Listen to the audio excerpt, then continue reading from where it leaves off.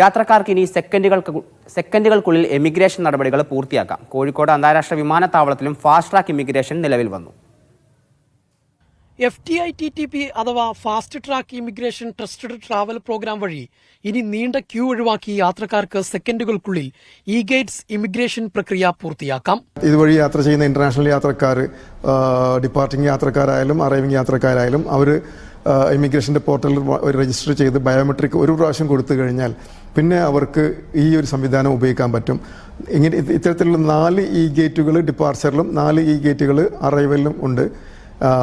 സാധാരണ സംവിധാനത്തിലൂടെ 2 മിനിറ്റോളം എടുക്കുമ്പോൾ ഈ ഒരു സംവിധാനത്തിലൂടെ 20 സെക്കൻഡ് കൊണ്ട് യാത്രക്കാരുടെ ക്ലിയറൻസ് പൂർത്തിയാവുന്നതാണ്.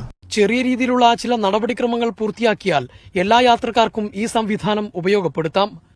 പാസ്പോർട്ട് ഇവിടെ ഈ ഭാഗത്ത് സ്കാനറിൽ വെച്ച് കഴിഞ്ഞാൽ അത് സ്കാനറിൽ റീഡായി കഴിഞ്ഞാൽ ഓക്കെ ആണെങ്കിൽ ഈ ഗേറ്റ് ഓപ്പൺ ആവും. നെക്സ്റ്റ് അടുത്ത് നമ്മൾ ഫേസ് ഡിറ്റക്ഷൻ ആണ്. ആ ക്യാമറയിൽ ഫേസ് ഡിറ്റക്ഷൻ വന്ന് കാണിച്ചിരിക്കുന്ന ഡിസ്പ്ലേയിൽ കറക്റ്റായിട്ട് വന്നു കഴിഞ്ഞാൽ ആ സെക്കൻഡ് ഗേറ്റും ഓപ്പൺ ആവും. അപേക്ഷകൾ www.ftITTP.mha.government.in എന്ന വെബ്സൈറ്റിലാണ് ഓൺലൈനായി രജിസ്റ്റർ ചെയ്യേണ്ടത്. ജംഷീർ കൊടിഞ്ഞി, മീഡിയ 1, മലപ്പുറം.